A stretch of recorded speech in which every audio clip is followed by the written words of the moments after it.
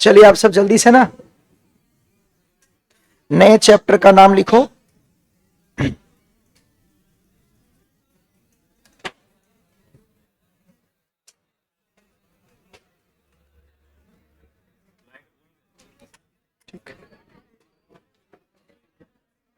ओए बातें नहीं करो, चलिए आप जल्दी से चैप्टर का नाम लिखिए दो। आज हम लोग पढ़ेंगे करंट इलेक्ट्रिसिटी। ओके, आपका चैप्टर 3 और फिर इसके बाद मैं पढ़ाऊंगा आपको कैपेसिटर। ओए इधर सुनो, करंट को आप लोग सब बहुत अच्छे से पढ़ना। पहला लेसन इलेक्ट्रोस्टैटिक और जो मैं तीसरा आपको पढ़ाऊंगा करंट इलेक्ट्रिसिटी, दोनों का वेटेज सबसे अधिक है। ठीक है, करंट का और इलेक्ट्रोस्टैटिक का। बाकी सब में तो नॉमिनल क्वेश्चन आएंगे 3 से 5 नंबर का। इन दोनों में 10 नंबर तक भी क्वेश्चन पूछे जाते हैं। 10 से 12, 10 से 12 ऐसे क्वेश्चन पूछा जाएगा। तो पहला जो आपको बताए थे वो, और जो मैं आपको अभी तीसरा बता रहा हूं, ये दोनों को अच्छे से करना है। करंट वाला को तो बहुत अच्छे से करना, क्योंकि ये बहुत इजी भी है और आप अच्छे से समझ भी जाएंगे। लिखिए इलेक्ट्रिक करंट या करंट इलेक्ट्रिसिटी, कुछ भी लिख लीजिए। इलेक्ट्रिक करंट बहुत बेसिक सा बात कर रहा हूं, आपके टू दी पॉइंट में बताऊंगा कि जो सब पूछा जाएगा डायरेक्ट उसी को डील करते हैं। सबसे पहले तो मुझे बताइए इलेक्ट्रिक करंट का डेफिनेशन क्या होगा। इसका डेफिनेशन बताओ। करंट का मतलब किस चीज का फ्लो।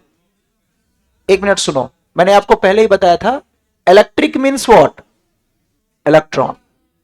इलेक्ट्रिक का मतलब, अच्छा इलेक्ट्रॉन क्या है, charge.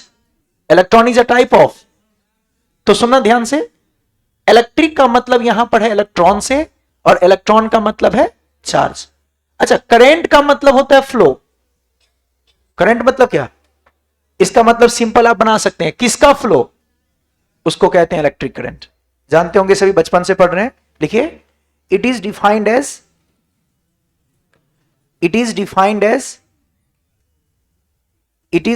As the rate of flow of charge. It is defined as the rate of flow of charge through the conductor. हम यहां पे चार्ज किससे फ्लो करवाएंगे, कंडक्टर से। It is defined as the rate of flow of charge through the conductor. सुनो ध्यान से, electric में किसको फ्लो करना है, चार्ज को। और चूंकि करंट का मतलब होता है फ्लो करना, तो चार्ज आपका लगातार वायर से फ्लो करेगा, हम लोग कहेंगे उसी को इलेक्ट्रिक। अच्छा, रेट का मतलब किससे डिवाइड, टाइम से। तो करंट का जो फॉर्मूला बनेगा क्या बनेगा, I इक्वल टू करंट बराबर होता है charge phloem upon time. Charge phloem का मतलब हो गया जितना चार्ज फ्लो करेगा वो, अपॉन जितना टाइम लगेगा वो, यानी delta Q by delta T. अच्छा एक बात और सुना, क्या ये डिवाइड है, हम डिवाइड को डिफरेंशिएशन के फॉर्म में लिख सकते हैं ना। तो क्या इसको ऐसे भी लिखा जा सकता है, I इक्वल टू या तो delta Q by delta T, या फिर D Q by D T. दोनों में फर्क आपको पता है। ये वाला जो होता है वो लंबे समय के लिए होता है, उसको हम लोग कहते हैं average. Delta Q by delta T ये लंबे टाइम इंटरवल के लिए होता है, उसको कहते हैं एवरेज। और डी टी क्या होता है, छोटा टाइम। छोटे टाइम में छोटा चार्ज फ्लो करेगा, छोटे टाइम के लिए होता है, उसे क्या कहते हैं, इंस्टेंटेनियस। तो इस वाले से निकालेंगे, इस फॉर्मूला का आप अप्लाई करेंगे तो वो निकलेगा एवरेज करंट, और इस वाले फॉर्मूला से निकालेंगे तो इंस्टेंटेनियस करंट। दोनों फॉर्मूला आप लिख लीजिए। I बराबर आपका हो जाएगा delta Q by delta T, या फिर D Q by D T.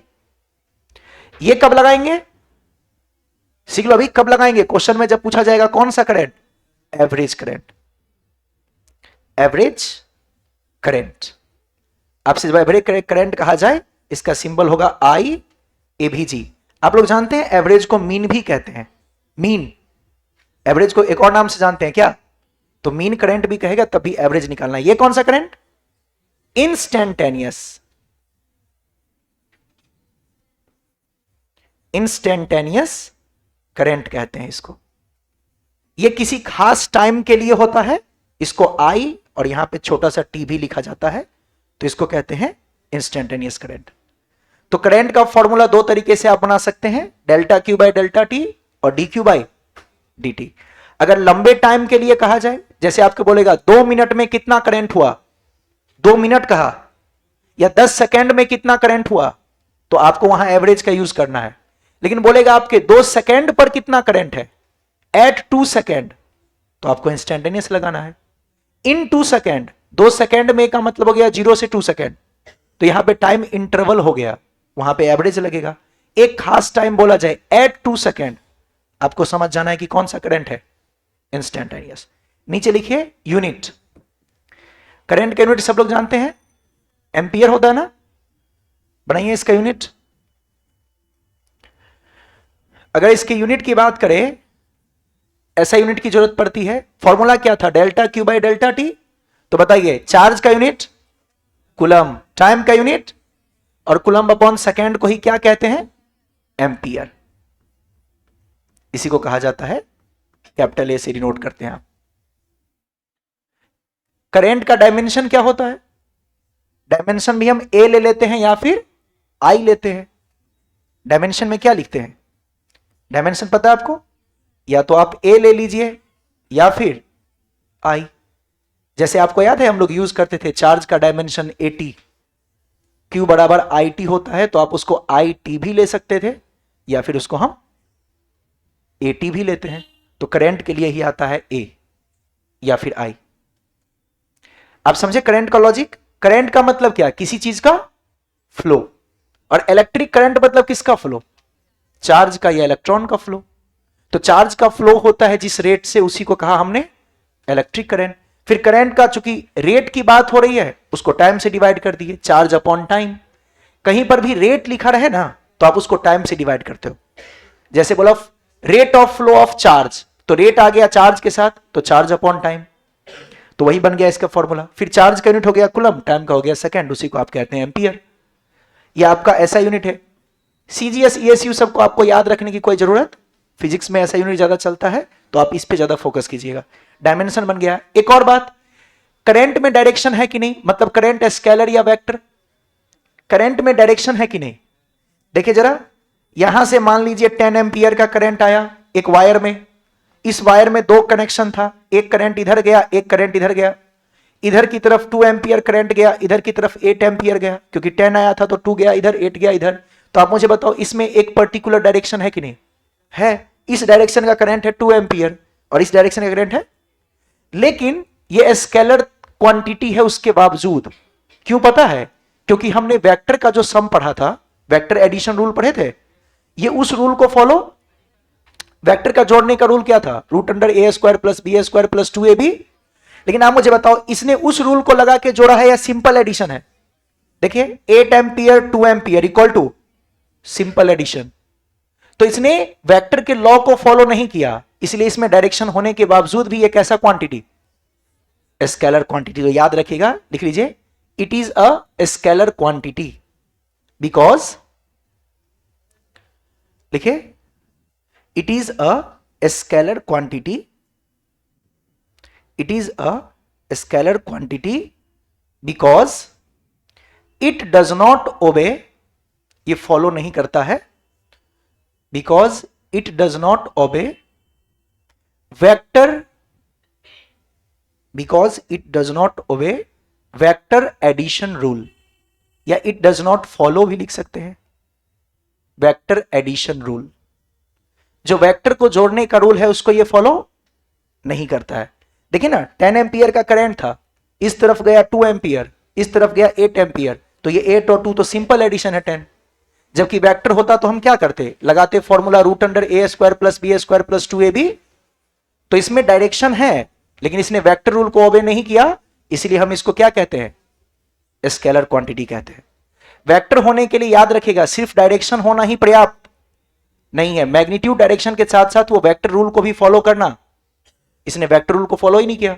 Vector rule follow जब करते हैं तो सिंपल एडिशन नहीं होती है, यहां तो सिंपल एडिशन है, 8 + 2 = 10। इसलिए याद रखिएगा। एक और बात, कई जगह पे आपको लिखा रहेगा कि टेंसर क्वांटिटी है, टेंसर भी स्केलर के जैसा ही है, तो आप दिमाग में रखना, बट आपके सिलेबस में स्केलर ही पूछा जाता है ना। नेक्स्ट लिखिए, अगर आपको निकालना हो करंट का डायरेक्शन तो कैसे निकालेंगे। अभी हमने कहा कि करंट में डायरेक्शन तो है, तो करंट का डायरेक्शन कैसे निकालेंगे। देखिए, मान लीजिए कि आपके पास एक वायर है, थोड़ा सा देखना आप ध्यान से और समझने का कोशिश करना। आपने क्या किया, इसको कनेक्ट कर दिया एक बैटरी से। अब आपने जब इसको बैटरी से जोड़ा तो ये बैटरी का कौन सा पोल? पॉजिटिव, और ये बैटरी का इधर की तरफ पॉजिटिव बनेगा क्योंकि ये पॉजिटिव से जुड़ा है, और इधर की तरफ, अच्छा वायर में क्या है? बहुत सारे इलेक्ट्रॉन। चलिए मैं एक इलेक्ट्रॉन दिखाता हूं, ज्यादा बनाएंगे तो फिर है ना अच्छे से नहीं डिस्प्ले होगा, इसीलिए मैंने एक इलेक्ट्रॉन बनाया। एक चीज मुझे बताओ, इसमें करंट कैसे फ्लो कर रहा होगा? क्या करंट ऐसे फ्लो कर रहा होगा? कॉमन सेंस लगाओ, करंट ऐसे घूम के फिर ऐसे करके ऐसे ही तो आ रहा होगा। अब जरा आप देखो तो, जो ये करंट फ्लो कर रहा था वायर में, वो शुरू कहां से हुआ? पॉजिटिव से, और खत्म कहां हो रहा है? यानी करंट की डायरेक्शन कहां? High to low. इधर का वोल्टेज ज्यादा है, इधर प्लस है, देखिए यहां पे मैंने बनाया है प्लस और यहां पे मैंने बनाया है माइनस, तो करंट का फ्लो होता है हाई वोल्टेज टू, अच्छा ऐसे भी आप सेंस लगाओ, किसी भी चीज को फ्लो होना है, जैसे मान लो आप किसी कंटेनर में पानी भर के रखे हैं, एक वाटर का, मान लीजिए आपने क्या किया, ऐसे एक कंटेनर लिया, नीचे एक कंटेनर लिया, दोनों को एक पाइप के थ्रू कनेक्ट कर दिया। देखो जब भी फ्लो की बात होती है तो कुछ ऐसा नहीं कि आपको एक्स्ट्रा सोचने की जरूरत है, जस्ट आप सेंस लगाओ, पता लग जाएगा। मान लीजिए इस कंटेनर में पानी भरा हुआ है और यहां भी पानी भरा हुआ है, तो आप मुझे बताओ कहां से कहां पानी का फ्लो होगा? जिसका हाइट ज्यादा है उस हाई से जिसका हाइट कम है उस लो तक ना। करंट का फ्लो मतलब वाटर का फ्लो कुछ इस तरीके से होगा। तो इन जनरल है ये कि किसी भी चीज का फ्लो होता है हाई टू लो। अब चूंकि यहां पे क्या है, high level to low level, height मतलब क्या है, यहां का लेवल हाई और यहां का लेवल, लेकिन इसमें बात करेंगे तो यहां पे लेवल नहीं होता, यहां पे वोल्टेज होता है। बैटरी को यूज करें ना, क्योंकि यहां पे एनर्जी का सोर्स कौन है? बैटरी। तो यहां पर जब फ्लो करेगा तो वो एनर्जी के थ्रू करेगा, एनर्जी के कारण कर रहा है, वो एनर्जी यहां पे कौन सा है? Potential energy. तो आपको अगर बोला जाएगा कि यहां पे फ्लो कैसे कर रहा है, तो यहां फ्लो कर रहा है हाई पोटेंशियल टू, तो नीचे लिख लीजिए डायरेक्शन ऑफ करंट लिखिएगा। आप इतना फिगर नहीं बनाओगे तब भी आपको डायरेक्ट लिखना है डायरेक्शन ऑफ करंट, उसमें लिखिएगा पहला नंबर, मैं 2-3 तरीका बताऊंगा, लिखिएगा high potential to low potential. Direction of current में लिखे high potential to low potential. Potential मतलब क्या? वही वोल्टेज, हाई वोल्टेज से लो वोल्टेज पे फ्लो कर रहा है। डायरेक्शन ऑफ करंट में क्या आ जाएगा? हाई पोटेंशियल टू लो। पहले ये समझ में आया, ये बताओ कोई भी चीज नेचुरली कैसे फ्लो करता है? High to. अच्छा एक और बात आपसे मैं पूछूंगा जो पिछले क्लास में आप पढ़े थे, इलेक्ट्रिक फील्ड का डायरेक्शन क्या होता है? वो भी होता है हाई टू। सुनिएगा ध्यान से, अगर कोई पूछे कि बताइए यहां पे इलेक्ट्रिक फील्ड का डायरेक्शन क्या होगा, करंट का नहीं पूछ रहा हूं, इलेक्ट्रिक फील्ड का, तो इलेक्ट्रिक फील्ड भी होती है हाई पोटेंशियल टू। अब मुझे बताओ तो क्या जो डायरेक्शन इलेक्ट्रिक फील्ड का है वही डायरेक्शन करंट का था?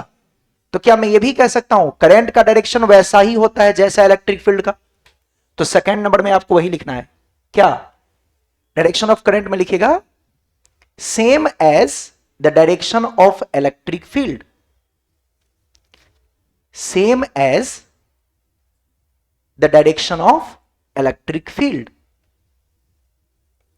Same as the direction of electric field. फिर से समझो आप, जब भी आपको बोला जाएगा करंट किधर फ्लो करता है, वैसे सबसे इंपॉर्टेंट पहला पॉइंट ही था high potential to low potential. इसमें आपको कोई एक्स्ट्रा दिमाग नहीं लगाना है, जस्ट आपको इमेजिन करना है कि कोई भी चीज हाई लेवल से लो लेवल जाती है, यानी हाई पोटेंशियल एनर्जी से लो पोटेंशियल एनर्जी ही जाता है, ठीक है। दूसरा चीज आपको बोला गया कि इलेक्ट्रिक फील्ड क्या होता है, तो इलेक्ट्रिक फील्ड भी तो होता है हाई से लो, इसका मतलब जो डायरेक्शन इलेक्ट्रिक फील्ड का वही डायरेक्शन, वही मैंने लिखा करंट का डायरेक्शन होता है सेम एज इलेक्ट्रिक फील्ड। एक और छोटा सा बात बच गया, उसको आप मुझे बताना। आप मुझे बताओ इलेक्ट्रॉन पे कौन सा साइन? नेगेटिव। तो इलेक्ट्रॉन पे नेगेटिव पोलैरिटी है, मतलब नेगेटिव नेचर का है, वो अपोजिट नेचर का है, तो आप बताओ इलेक्ट्रॉन पे फोर्स किधर लगेगा? आपको पता है जब इलेक्ट्रिक फील्ड होती है तो इलेक्ट्रॉन पे फोर्स अपोजिट लगता है, अगर पॉजिटिव चार्ज होता तो फोर्स आगे लगता, और नेगेटिव चार्ज है तो फोर्स, इसका मतलब इलेक्ट्रिक फील्ड आगे है तो इलेक्ट्रॉन कहां चलेगा? इसका मतलब यह हुआ कि मैं यह भी कह सकता हूं क्या कि करंट का जो डायरेक्शन है इलेक्ट्रॉन हमेशा उसके अपोजिट चलता है। तो थर्ड नंबर में लिख लीजिएगा, डायरेक्शन ऑफ करंट में ही लिखना है थर्ड नंबर में, opposite to the flow of electron, opposite to the flow of electron. इन तीनों में से कोई भी आपको ऑप्शन में दिया जा सकता है, opposite to the flow of electron. अच्छा एक और बात पूछता हूं, सोचो मैं मानता कि इलेक्ट्रॉन पॉजिटिव है, ऐसा होता नहीं है, लेकिन मैं मान लिया हाइपोथेटिकली कि इलेक्ट्रॉन कैसा चार्ज है, आप जानते हैं उसको पॉजिट्रॉन कहते हैं। Positron means positive electron. आपने इमेजिन किया कि इलेक्ट्रॉन पे कैसा चार्ज है। तो आप मुझे बताओ अब इलेक्ट्रॉन किधर चलता, पीछे या आगे? अब तो पॉजिटिव हो गया, तो क्या ये आगे चलता? तो क्या मैं ऐसा भी कह सकता हूं करंट का डायरेक्शन जो है वो पॉजिट्रॉन के डायरेक्शन में है, जिधर पॉजिट्रॉन चल रहा है आपका करंट भी? या ये भी कह सकते हैं पॉजिट्रॉन मींस क्या, हाइपोथेटिकल इलेक्ट्रॉन, तो मैं ये भी कह सकता हूं कि करंट का डायरेक्शन हाइपोथेटिकल डायरेक्शन में है। तो चाहो तो एक और लिख ही लो, same as the direction of hypothetical electron. Hypothetical electron मतलब आपने अज्यूम किया है, same as the, fourth number में लिख दीजिए हाइपोथेटिकल इलेक्ट्रॉन। इतना सर आपको नहीं याद रखना है, same as the hypothetical electron. Same as the direction होगा किसका, हाइपोथेटिकल इलेक्ट्रॉन का। ओए इधर देखो, फिर से एक बार सबको समराइज करते हैं। करंट हमेशा चलेगा कहां से कहां, high voltage to low voltage. Normal flow है, जनरल फ्लो हाई से लो होती है। इलेक्ट्रिक फील्ड भी हाई से लो होता है, इसलिए हम कह सकते हैं करंट का डायरेक्शन और इलेक्ट्रिक फील्ड का डायरेक्शन दोनों क्या है, सेम। लेकिन अगर इलेक्ट्रॉन की बात करें तो कैसा नेचर है उसका, अपोजिट। इसलिए करंट जब आगे जाती है तो इलेक्ट्रॉन किधर चलता है, पीछे। लेकिन मैंने इमेजिन किया कि मान लो कि इलेक्ट्रॉन पॉजिटिव होता, तो क्या फिर इलेक्ट्रॉन भी सीधा ही चलता? तो वही मैंने कहा पॉजिट्रॉन है ये, या इसको हाइपोथेटिकल इलेक्ट्रॉन भी आप कह सकते हो। हाइपोथेटिकल इलेक्ट्रॉन होता तो वो भी सीधा ही चलता। तो आप याद रखना, हम जितना भी चीज एक्सप्लेन करेंगे ना उसमें सब में मान के चलेंगे पॉजिट्रॉन। क्यों ऐसा करेंगे उसका कारण समझ लो। करंट आगे चलता है, इलेक्ट्रॉन पीछे चलता है, तो उतना अच्छा हमें फील नहीं आता है समझने में। तो समझने में ज्यादा कंफर्ट कब होता है, जब जिधर करंट चले उधर ही कौन चले, इलेक्ट्रॉन। ऐसा तो हो नहीं रहा है, तो हम मान लेंगे कि इलेक्ट्रॉन हमारा कैसा इलेक्ट्रॉन है, हाइपोथेटिकल, और उसको एक्सप्लेन कर देंगे। दोनों का सब कुछ तो सेम ही है, बस डायरेक्शन ही तो अपोजिट है, बाकी हर वैल्यू जो है वो सेम ही निकल के आएगा। तो ऐसा इमेजिन कर लेते हैं। बट चलो, आप सबसे पहला पॉइंट याद रखिएगा, करंट का डायरेक्शन नेचुरली होता है हाई टू सिंपल, और वो आप देख सकते हो कैसे, इन जनरल है ये, इसमें कोई आपको एक्स्ट्रा दिमाग लगाने की जरूरत नहीं है। लेकिन करंट में डायरेक्शन तो है, लेकिन ये वेक्टर रूल को ओबे नहीं करता है, इसलिए ये हमारा कैसा क्वांटिटी, स्केलर क्वांटिटी। चलेगा? तो ये ध्यान रखिएगा। और स्केलर को हम टेंसर भी कहते हैं, तो एक टेंसर के नाम से भी जानते हैं, है ना। बट जनरली आपका स्केलर ही दिया जाता है, क्योंकि टेंसर वगैरह चीज आपके सिलेबस में है नहीं, वो आगे चल के आएगा। ठीक है, तो ये नॉर्मल चीज थी करंट के बारे में। अब थोड़ा सा करंट के बारे में एक चीज बताता हूं। आप ये मुझे बताओ कि जैसे मैंने आपको बताया था कि एक वायर है, ध्यान से सुनना, छोटा छोटा चीज है बस, तो आप उसको समझते चलेगा। एक वायर को आपने बैटरी से कनेक्ट किया, बैटरी से कनेक्ट किया तो ये हो गया प्लस और ये हो गया माइनस, आपने V वोल्ट के बैटरी से जोड़ दिया। तो इसके अंदर का इलेक्ट्रॉन, इलेक्ट्रॉन मतलब क्या, पॉजिट्रॉन मान लेते हैं। पॉजिट्रॉन है तो किधर चलेगा, आगे। तो मान लीजिए ऐसे करंट फ्लो कर रहा था और उधर ही आपका इलेक्ट्रॉन चल रहा था। तो आप मुझे बताओ वायर के अंदर क्या इलेक्ट्रॉन चलते रहता है, वायर के अंदर इलेक्ट्रॉन रुका रहता है कि चलता रहता है, चलता रहता है। तो वायर के अंदर इलेक्ट्रॉन जिस स्पीड से चलता है, उस एवरेज स्पीड को, या जिस वेलोसिटी से चलता है उस एवरेज वेलोसिटी को कहा जाता है, ये इलेक्ट्रिसिटी की दुनिया में ड्रिफ्ट वेलोसिटी। क्या कहते हैं? तो बहुत ज्यादा डेफिनेशन पूछता है, लिखिए छोटा सा है, ड्रिफ्ट वेलोसिटी। ड्रिफ्ट वेलोसिटी एकदम सिंपल सिंपल चीज आज डिस्कस करेंगे, जस्ट बेसिक। इसको सिंबल हो जाएगा V और D और वेक्टर लगा देंगे। अब से पूछेगा ड्रिफ्ट वेलोसिटी क्या होता है, क्या है ड्रिफ्ट वेलोसिटी? आप मुझे बताओ, दुनिया में कोई भी चीज चलती है तो उसका एक स्पीड या वेलोसिटी होता है। वायर के अंदर इलेक्ट्रॉन चल रहा है, करंट का मतलब क्या, फ्लो, फ्लो का मतलब क्या, चलना। तो वायर के अंदर लगातार आपका इलेक्ट्रॉन चल रहा है, तो इलेक्ट्रॉन जिस स्पीड से या जिस वेलोसिटी से वायर के अंदर चलता है उस एवरेज वेलोसिटी को ही कहते हैं क्या, खुद से आप डेफिनेशन बना सकते हो। अच्छा, ये चलता किसके कारण है, इलेक्ट्रिक फील्ड के कारण। बैटरी देते हैं तभी ना, इसके चलने के लिए एनर्जी का सोर्स कौन है, बैटरी। बैटरी का ही तो वोल्टेज है, और वोल्टेज से क्या डेवलप होता है, इलेक्ट्रिक फील्ड। वोल्टेज से क्या डेवलप होता है, इलेक्ट्रिक फील्ड। कहां से कहां, अरे हाई वोल्टेज टू। तो इस इलेक्ट्रिक फील्ड के मौजूदगी में इलेक्ट्रॉन के चलने का जो एवरेज वेलोसिटी होता है उसे ही कहते हैं क्या, ड्रिफ्ट वेलोसिटी। लिखिए, लिखिएगा, it is the average velocity, it is the average velocity of the electron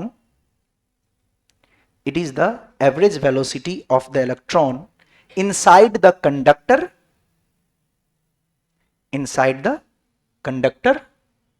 due to electric field. एकदम सिंपल फॉर्म में दिखा रहा हूं, अपने हिसाब से जो समझ में आया है उसी को डेफिनेशन बना के. Due to electric field. आपका इलेक्ट्रॉन क्यों चला? हमारे वोल्टेज देने से. वोल्टेज ने क्या डेवलप किया? Electric field. इलेक्ट्रिक फील्ड के कारण वायर में जो इलेक्ट्रॉन का फ्लो होना शुरू हो गया, उसके एवरेज स्पीड को ही हमने क्या कहा? Drift velocity. अच्छा सुनिए, अगला है रिलैक्सेशन टाइम. एक छोटा सा चीज और है, लिख लीजिए. रिलैक्स लिख लो और ATION लगा दीजिए. रिलैक्सेशन टाइम, बहुत छोटा सा डेफिनेशन. अच्छा, रिलैक्स का मतलब क्या? रुक जाना. जैसे तुमको बोलेगा रिलैक्स करने, तो चलते चलते तो रिलैक्स होगा नहीं. रिलैक्स के लिए मतलब क्या? रेस्ट में आना, रुकना. अब सुनना, मुझे ये बताइए, इस कंडक्टर के अंदर 2-4 इलेक्ट्रॉन या करोड़ों इलेक्ट्रॉन, तो क्या सारे इलेक्ट्रॉन जब चल रहे होंगे तो आपस में टक्कर भी होगा? और जितनी बार टक्कर होगा उतनी बार उसकी स्पीड कम हो जाएगी. स्पीड कम होगा ना. आप खूब तेज चल रहे थे, किसी टकरा गए, तो आपका स्पीड वही रहेगा या कम हो जाएगा? अब सुनिएगा, हर 2 लगातार कॉलिजन के बीच के टाइम को कहते हैं. जितना बार आप टकरा रहे हैं उतने बार आपकी स्पीड कम हो रही है, मतलब आप रिलैक्स कर रहे हैं, इसलिए इसका नाम क्या पड़ गया? तो रिलैक्सेशन टाइम क्या हुआ? 2 कॉलिजन के बीच का टाइम इंटरवल. लिखिए, इट इज द टाइम. चूंकि टाइम कहा गया ना, तो it is the time interval. Definition लिख लीजिए. It is the time interval. It is the time interval between 2 successive. Successive मतलब लगातार. It is the time interval between 2 successive collisions. 2 successive collisions of electrons. 2 successive collisions of electron. Successive लिख लिया ना. 2 successive collisions of electron. अरे सुनो, एक wire के अंदर बहुत सारा इलेक्ट्रॉन रन कर रहा है. आपने उसको जैसी एनर्जी दिया, मतलब बैटरी से जोड़ा, इलेक्ट्रिक फील्ड का फोर्स लगा, चलना शुरू हो गया. जब चलना शुरू हो गया तो क्या करेगा? सब आपस में कोलाइड करेगा, टकराएगा, क्योंकि बहुत सारे इलेक्ट्रॉन मोशन में है. अब जब कॉलिजन करता है तो उनके 2 कॉलिजन के बीच में जितना टाइम इंटरवल होता है, जितना टाइम गैप होता है, उसी को कहते हैं, किससे डिनोट करते हैं? टाउ से. याद रहेगा. बहुत छोटा सा डेफिनेशन मैंने बताया, फिर से समराइज कर रहा हूं. करंट का मतलब क्या? फ्लो. करंट का मतलब इलेक्ट्रिक. करंट का मतलब इलेक्ट्रिक मींस इलेक्ट्रॉन का फ्लो या चार्ज का फ्लो. तो what is current? Flow of charge. इसी को थोड़ा मॉडिफाई कर दिए तो क्या बन गया definition? Rate of flow of. Rate का मतलब आपने किससे डिवाइड किया? टाइम से, तो हो गया चार्ज अपॉन टाइम. यूनिट क्या हो गया? Coulomb by second. उसी को आपने कहा एम्पियर. अब फिर मैंने आपको कहा इसकी डायरेक्शन होती है कहां से कहां? हाई टू नेचुरल है. इलेक्ट्रिक फील्ड भी होती है हाई से लो, इसलिए मैंने कहा करंट और इलेक्ट्रिक फील्ड दोनों का डायरेक्शन. फिर मैंने कहा इलेक्ट्रॉन की बात है, इलेक्ट्रॉन पे माइनस चार्ज है, तो करंट जिधर चलेगा वो उसके अपोजिट. लेकिन पॉजिट्रॉन मान ले, पॉजिटिव इलेक्ट्रॉन, जस्ट इमेजिन, तो क्या वो सीधा ही चलता? क्योंकि मैंने उस पर कौन सा चार्ज मान लिया? प्लस. हाइपोथेटिकल इलेक्ट्रॉन कह सकते हैं, तो उसका डायरेक्शन ऐसे बन गया. यस और नो? अच्छा, फिर मैंने कहा कि जब वायर के अंदर इलेक्ट्रॉन चल रही है तो उसका कुछ वेलोसिटी भी होगा. तो कंडक्टर के अंदर जिस वेलोसिटी से, जिस एवरेज वेलोसिटी से इलेक्ट्रॉन चलता है, उसे कहा गया क्या? Drift velocity. इलेक्ट्रिक फील्ड के इफेक्ट में. फिर आपने कहा रिलैक्सेशन टाइम. चलते वक्त कॉलिजन हो रही है, 2 बार कॉलिजन करने का जो टाइम है उसको कहेंगे रिलैक्सेशन टाइम. वायर के अंदर जब बहुत सारे इलेक्ट्रॉन चलेगा तो टकराएगा ना. डैम श्योर है कि टकराएगा. टकराने के बीच का जो टाइम है वही क्या कहलाया? बस. चलिए, अब मैं आपको थोड़ा सा 1-2 छोटा छोटा क्वेश्चन करूंगा, वो आपको करके बताना है. सुनना, हमने जो फॉर्मूला पढ़ा था अभी, कौन सा? I = delta Q by. इस पे मैं एक एक क्वेश्चन दूंगा, आपको खुद से करना है. ये कौन सा करंट होगा? एवरेज, क्योंकि इसमें टाइम इंटरवल ज्यादा है और एक खास टाइम की बात होगी तो उसे कहेंगे इंस्टेंटेनियस. तो लिखिए, तो लिखिए, if 100 मिलीकूलम, if 100 millicoulomb charge, if 100 millicoulomb charge is flowing, if 100 millicoulomb charge is flowing through the conductor in through the conductor in 0.02 second. In 0.02 second. Then find current. जल्दी से करो, टाइम ज्यादा लैप्स नहीं करेंगे, ये सब टाइम पास क्वेश्चन है. क्या करेंगे? I इक्वल टू क्या लिखेंगे? जितना चार्ज फ्लो किया, चार्ज फ्लोन, I बराबर क्या? चार्ज फ्लोन अपॉन जितना टाइम लगा वो. अरे यही delta Q by delta T. Delta Q by delta T रख दीजिए वैल्यू. बोलिए कितना चार्ज फ्लो किया? 100 मिली का मतलब याद कर लोगे सब. मिली कहीं लिखा हो तो 10 to the power minus, micro लिखा हो तो -6, नैनो लिखा हो तो, ये सब प्रीफिक्स है, सिंबल होता है. स्मॉल एम का मतलब नैनो, म्यू लिखा हो तो माइक्रो, स्मॉल एम लिखा हो तो मिली. तो यहां पे आपको मिली कुलम दिया है तो उसको कुलम में कन्वर्ट करना पड़ेगा. क्या लिखेंगे? Into 10 to the power minus upon, बोलिए टाइम 0.02 सेकेंड. डिवाइड कर दीजिए, जो आएगा आंसर. यहां से हटा दो पॉइंट, ये 100 बन गया. 2 और 1 3 से ये खत्म. बचा क्या? 10 बचा और नीचे 2 बचा. कितना एम्पियर? यानी वायर में कितना करंट है? 5 एम्पियर. आया कि नहीं?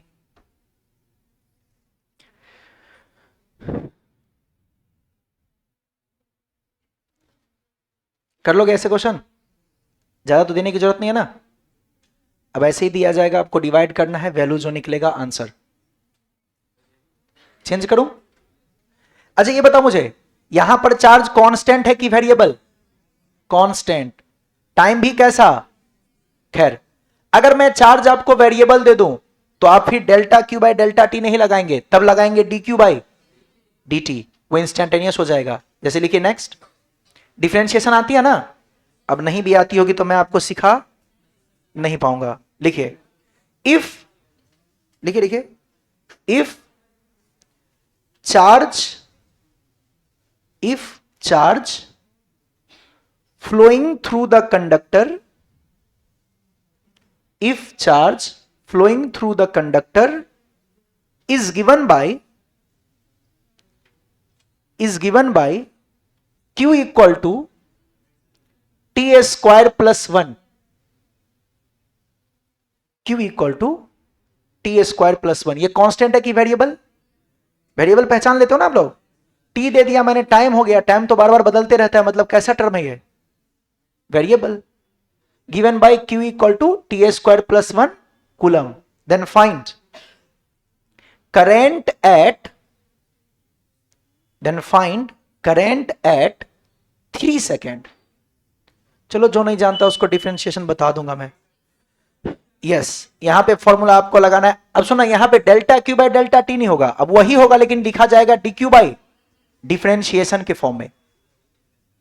कहीं पर भी डिवाइड जैसा लिखा रहता है तो वेरिएबल टर्म के लिए उस डिवाइड को हम डिफरेंशिएशन बना देते हैं. Delta Q by delta T था, उसको डिफरेंशिएशन में कन्वर्ट कर दिए. क्यों कैसे पता लगा? क्योंकि चार्ज वेरिएबल है.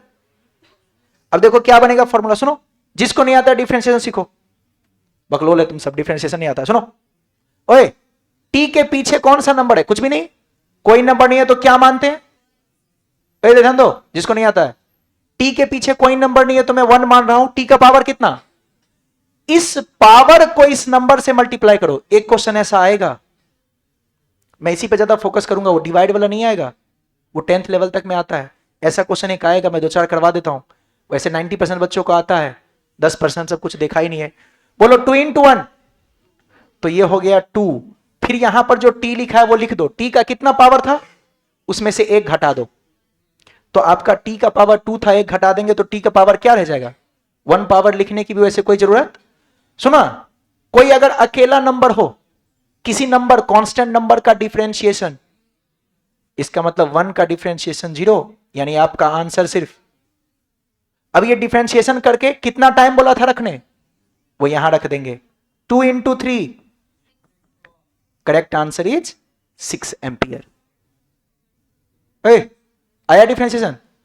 जैसे कहीं लिखा रहता 5t to the power 5 plus 7, मान लो ऐसा देता, कैसे करते डिफरेंशिएशन सुनो, इस नंबर को इससे मल्टीप्लाई 25, पीछे जो नंबर है उससे मल्टीप्लाई करते हैं और पावर जितना था उसमें एक कम कर दो, 5 में से एक कम करेंगे तो बचा t to the power, constant number है, सिर्फ अकेला नंबर हो, अकेला नंबर में क्यों बोल रहा हूं जानते हो आप, कहीं पर लिखा रहता है 70, तो सर 7 का डिफरेंशिएशन 0, तब नहीं 0 होगा, तो ये सब समझना आप, ये वेरिएबल हो गया, फिर 7 अकेला है तो उसका डिफरेंशिएशन, तो बस इतना ही बच जाएगा 25 t टू दी पावर 4। लिखो एक और क्वेश्चन करो सब, लिखो if charge flowing through the conductor, if charge flowing through the conductor, if charge flowing through the conductor is given by, if charge flowing through the conductor is given by 3t square plus 2t minus 5 coulomb, then find current at 2 second. अच्छा, instantaneous का एक और पहचान है, eight लिखा रहेगा, इन लिखा रहे तो एवरेज, और एट लिखा रहे तो इंस्टेंट। एट का मतलब होता है खास समय पर, इन का मतलब होता है टाइम के बीच में, इन मतलब क्या में, एट मतलब क्या पर। हाँ कर लोगे, अरे मैक्सिमम बच्चा कर लेगा, इसको डिफरेंशिएट करना है, वेरिएबल है I equal to d Q by, जैसे बोले थे वैसे कीजिए, 2 इंटू 3 6,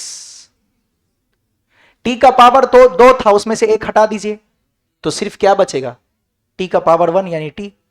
यहां देखिए सब लोग, यहां टी का पावर कितना है, यहां तो पहले से 1 है, 1 इंटू 2 तो ये गया 2, टी का पावर 1 था उसमें से 1 हटा देंगे तो टी बचेगा ही नहीं, एक ही पावर था वो भी आपने हटा दिया, तो टी का पावर 1 में से एक घटाएंगे तो क्या होगा 0, किसी भी चीज का पावर 0 हो तो उसका वैल्यू 1, तो ये आपका बन गया सिर्फ 2। सुनो, और -5 का डिफरेंशिएशन, कांस्टेंट नंबर का डिफरेंशिएशन 0 मतलब इतना ही रह जाएगा, कितना सेकंड रख दीजिए, 6 इंटू 2 प्लस 2, ये हो जाएगा 12 प्लस 2 कितना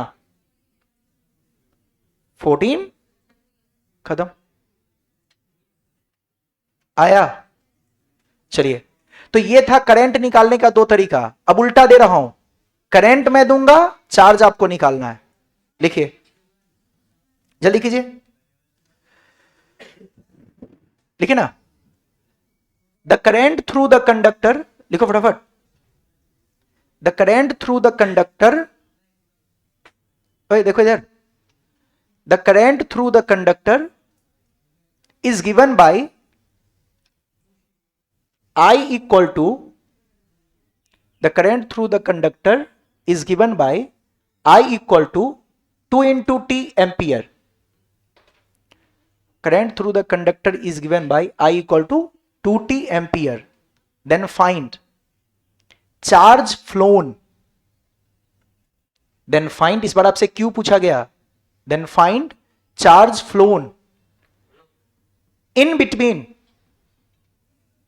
charge flown in between 0 to 2 second, 0 से लेके 2 सेकेंड के बीच में चार्ज कितना होगा।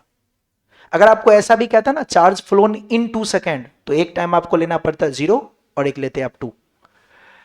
यहां पे क्या करेंगे, इस बार तो आपको करंट दिया है, तो जैसे आपने क्या पढ़ा था, I equal to d Q by D t. सुनना, ये कांस्टेंट है कि वेरिएबल, वेरिएबल है तब तो यही लिखाएगा, लेकिन प्रॉब्लम ये है कि इस बार आपसे क्यों पूछा गया, पहले आई पूछा था तो आई को अकेले रख के हम डिफरेंशिएट करते थे, इस बार आपसे क्यों पूछा गया, क्या करेंगे, हमको एक स्टेप लिखना पड़ेगा, डी क्यू बराबर आई इंटू ऐसे क्रॉस मल्टीप्लाई, और क्रॉस मल्टीप्लाई करने के बाद इसका क्या हो जाएगा, चूंकि वेरिएबल है तो वेरिएबल में मल्टीप्लाई का क्या हो जाता है, इंटीग्रेशन, डी क्यू का इंटीग्रेशन हो जाएगा क्यू, या पूरा लिख ही देता हूं अभी, ये डी क्यू को डी क्यू रहने दो, बोलिए आई का वैल्यू कितना है 2t, और साथ में क्या, अब कर दीजिए इंटीग्रेशन, dq का इंटीग्रेशन q, और बताइए 2t का इंटीग्रेशन, इंटीग्रेशन में डिफरेंशिएशन का उल्टा होता है, वहां पावर घटाते थे ना, यहां पावर जोड़ेंगे। अभी बताओ t का पावर कितना है, एक जोड़ दो, 2 को तो ऐसे रहने दो, इसमें एक पावर जोड़ो, तो t का पावर था 1, अब जोड़ेंगे तो कितना, और जो पावर आ जाए उसी से वापस वहां मल्टीप्लाई करते थे। यहां क्या है, थोड़ा सा दिमाग में रखना आपको, डिफरेंशिएशन में आप मल्टीप्लाई करते थे, पावर घटाते थे, यहां उल्टा चलेगा, पावर जोड़ेंगे और फिर उसी पावर से 2 ने 2 को, तो ये कितना आ गया। अच्छा टाइम कहां से कहां था, 0 से, जो कम रहेगा उसको, मतलब ये हो गया लोअर टर्म, ये हो गया अपर टर्म, तो यहां रखेंगे 0 और यहां रखेंगे 2, 2 का वैल्यू इसमें फिल कर दीजिए। t का स्क्वायर है तो t के जगह पे 2 रखेंगे तो 2 का स्क्वायर 4, और 0 रखेंगे, 0 का स्क्वायर तो 0 ही होगा, 4 माइनस 0, यानी करेक्ट आंसर इज 4 कूलम। अगर आपसे चार्ज पूछा जाए, वेरिएबल दिया रहे, इंटीग्रेशन करना पड़ेगा, और अगर आपसे करंट पूछा जाए और चार्ज वेरिएबल रहे तो डिफरेंशिएशन करना पड़ेगा। आपको देखना है कि क्या पूछा गया। फॉर्मूला यहीं से शुरू होगा, I equal to d Q by D t. Charge पूछा था तो चार्ज को अलग कर लेंगे, बाकी मल्टीप्लाई का इंटीग्रेशन हो जाएगा। ऐसे अगर आपसे करंट पूछा गया तब तो डायरेक्ट ही आप फॉर्मूला को इस्तेमाल कर लेंगे, तब तो कुछ है ही नहीं। समझे लॉजिक, तो कर लोगे ऐसे। तो ये सिंपल था, जो अच्छे बच्चे हैं उसको प्रैक्टिस कर लीजिएगा, बाकी आपको पता है आपके बोर्ड में तो क्वेश्चन वोश्चन का कोई टेंशन है नहीं। डिफरेंशिएशन वाला तो जरूर करना, डिफरेंशिएशन आगे भी आएगा, इससे 1-2 क्वेश्चन आता है, ठीक है। चलिए नेक्स्ट, टाइम तो एक और क्वेश्चन ही कर ले, लिख लो। लिखिए the current through the conductor, लिखिए तो the current through the conductor is given by, कर लीजिए प्रैक्टिस अभी। The current through the conductor is given by I equal to, the current through the conductor is given by I equal to, ये ले लीजिए आप 3t square plus 2t, 3t square plus 2t, then find charge flown in, then find charge flown in 0 to 1 second ही ले लीजिए। फिर से आपसे charge पूछा गया, चूंकि वेरिएबल है तो आप शुरू यहीं से करेंगे। I इक्वल टू क्या लिखेंगे, D Q by D T. हमसे पूछा गया है चार्ज फ्लोन, तो चार्ज निकालने के लिए हम डी क्यू बना लेंगे, डी क्यू बराबर क्या, आई डी टी। इतना स्टेप करना है, बहुत इजी है, जिनको थोड़ा बहुत डिफरेंशिएशन इंटीग्रेशन याद है खुद से ही कर लेंगे वो। आ गया। फिर डी क्यू को डी क्यू रहने दीजिए, आई का वैल्यू रख दीजिए, कितना है, आई का वैल्यू है 3t स्क्वायर प्लस, अब इसका इंटीग्रेशन कीजिए, डी क्यू का इंटीग्रेशन क्यू, बोलिए तो 3 को छोड़ो, इंटीग्रेशन में क्या रूल बताए थे, पावर एक एड ऑन होगा ना, बोलिए t का पावर 2 है, उसमें एक जोड़ेंगे तो, और इसी पावर से फिर डिवाइड। अगला स्टेप में भी करना पड़ेगा, 2t का, यहां पर 2 है, t का पावर कितना है 1, उसमें एक ऐड करेंगे, बोलिए t का पावर, और फिर उसी से ये कैंसिल ये कैंसिल, फाइनल क्या निकला। अगर टाइम नहीं दिया रहता ना तो आपका आंसर यहीं पे खत्म हो जाता, लेकिन उसने टाइम दे दिया है, 0 से कितना सेकंड, नीचे 0 ऊपर 1। बताइए 1 रखेंगे तो 1 प्लस 1, अरे 1 का क्यूब 1, 1 का स्क्वायर 1, तो 1 प्लस 1, माइनस 0 रखेंगे तो 0 ही बनेगा। बोलिए इसका आंसर 2 कूलम। कितना आसान तो है। हाँ, आपको इंटीग्रेशन डिफरेंशिएशन आनी चाहिए अगर आप चाहते हैं ये ऑब्जेक्टिव में अगर आए और न्यूमेरिकल पार्ट को अटेम्प्ट करना। अगर आपको न्यूमेरिकल अटेम्प्ट नहीं करना है तो डेफिनेशन याद करके तो रख ही सकते हो। ओए छोड़ो, ये तुमको न्यूमेरिकल कितना आता है मुझे पता है, सिर्फ ये बताओ डेफिनेशन याद हुआ। ये अच्छे बच्चों के लिए थे, गधे वापस आ जाओ डेफिनेशन पे। वायर के अंदर क्या फ्लो कर रहा है, इलेक्ट्रॉन या चार्ज, उसी को हमने क्या कहा, इलेक्ट्रिक करंट। जब करंट फ्लो करता है तो क्या इलेक्ट्रॉन की स्पीड होती है, वेलोसिटी होता है, उस वेलोसिटी को क्या कहेंगे, drift velocity. Average velocity of electron inside the conductor due to electric. जब इलेक्ट्रॉन चलता है तो आपस में कॉलिजन होता है, जो कॉलिजन होता है उस कॉलिजन के टाइम को क्या कहते हैं, दो कॉलिजन के बीच में जो टाइम इंटरवल होता है उसको बोलते हैं रिलैक्सेशन। इतना ही चीज पढ़े।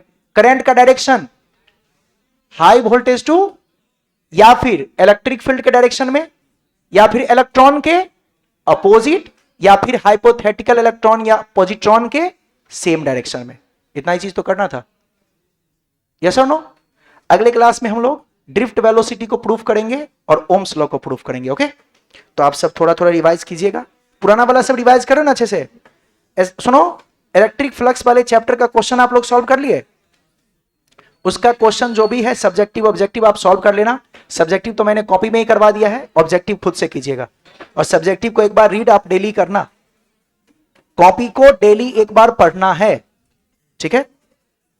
किसी को इससे भी कम पढ़ना हो मेरे पास आना, मैं उसमें भी टिक लगा दूंगा, अगर तुम सिर्फ नॉर्मल पढ़ना चाहते हो तो।